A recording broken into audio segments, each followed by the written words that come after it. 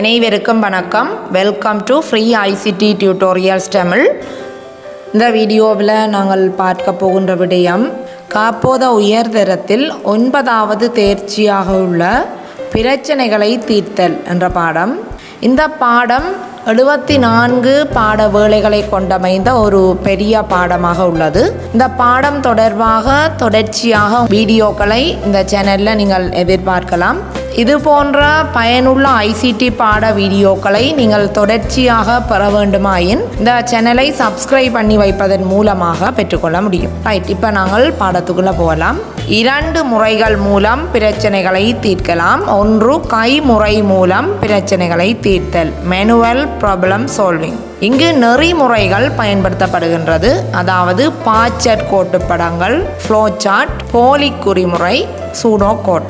2வது முறை கணனி மூலம் பிரச்சனைகளை தீர்த்தல், கம்ப்யூட்டரைஸ்ட் ப்ராப்ளம் சால்விங். அதுதான் செய்நிரலாக்கம் அல்லது கணனி செய்நிரல்கள், அதாவது கம்ப்யூட்டர் ப்ரோக்ராமிங். அந்த வகையில் காப்போத சாதாரண தரத்தில் பாஸ்கல் என்ற கணனி மொழி பற்றி படித்திருப்பீர்கள். காப்போத உயர் தரத்தில் பைத்தன் என்ற கணனி மொழி பற்றி தான் படிக்கப் போகின்றோம். கணனி மூலம் பிரச்சனைகளை தீர்த்தல் எனும் போது இங்கு செய்நிரல்களை எழுதுவதன் மூலம் பிரச்சனை தீர்க்கப்படுகின்றது.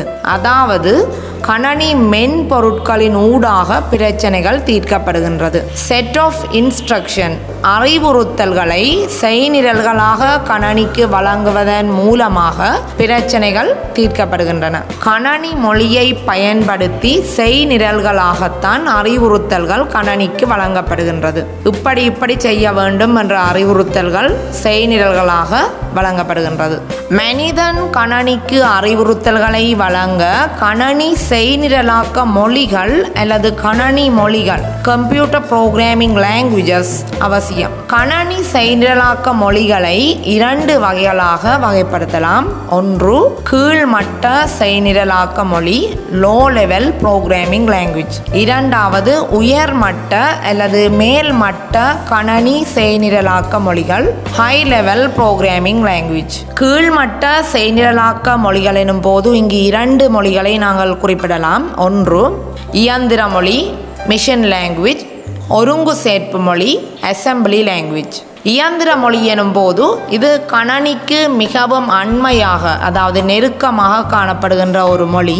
இங்கு 0, 1 ஆகிய 2 பரிமாணங்களை மாத்திரம் கொண்டமைந்ததாக இது காணப்படுகின்றது. அதாவது கணனியின் சொந்த மொழி என்றும் நாங்கள் குறிப்பிடலாம். கணனியினால் நேரடியாக விளங்கிக் கொள்ளக்கூடிய மொழியாக இந்த இயந்திர மொழி அமைகின்றது. அசம்பிளி லாங்குவேஜ், ஒருங்கு சேர்ப்பு மொழி என்பது இங்கு இயந்திர மொழியை போன்று 0, 1 ஆகியவற்றை பயன்படுத்துவதில்லை. இங்கு இலகுவான ஆங்கில எழுத்துக்களை கொண்டமைந்த குறியீடுகள் பயன்படுத்தப்படுகின்றன. உதாரணமாக 2 இலக்கங்களை கூட்ட வேண்டுமாயின் அங்கு கூட்டுதல் என்ற செயற்பாடு நடைபெறுகின்றது. அதற்கு ஆங்கில பதம் எடிஷன். ஆகவே எட் எனவும், கழிப்பதற்கு சப்ட்ராக்ஷன் எனும்போது சப் எனவும் பயன்படுத்தப்படுகின்றது.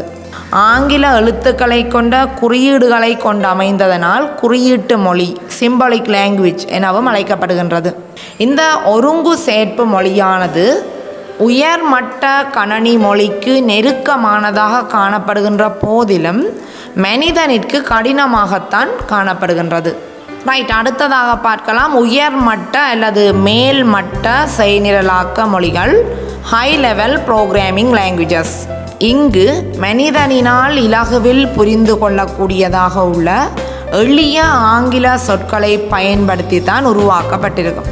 இவை மனிதனிற்கு மிக நெருக்கமானதாக காணப்படுகின்றது. அதாவது யூசர் ஃப்ரெண்ட்லி அல்லது ஹியூமன் ஃப்ரெண்ட்லி என குறிப்பிடலாம். அதாவது மனிதன் எனும் போது செய்நிரல்களை தயாரிப்பவர், அதாவது கணனி செய்நிரலாளர், கம்ப்யூட்டர் புரோகிராமர்.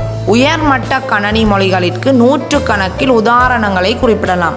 அவற்றில் சில C++, C#, Java, Pascal, Visual Basic, VB, Python, இப்படி சொல்லிக்கொண்டே போகலாம். 100 கணக்கில் குறிப்பிட முடியும். நாங்கள் படிக்க போகின்ற பைத்தன் கணனி மொழியும் ஒரு உயர்மட்ட கணனி மொழிதான்.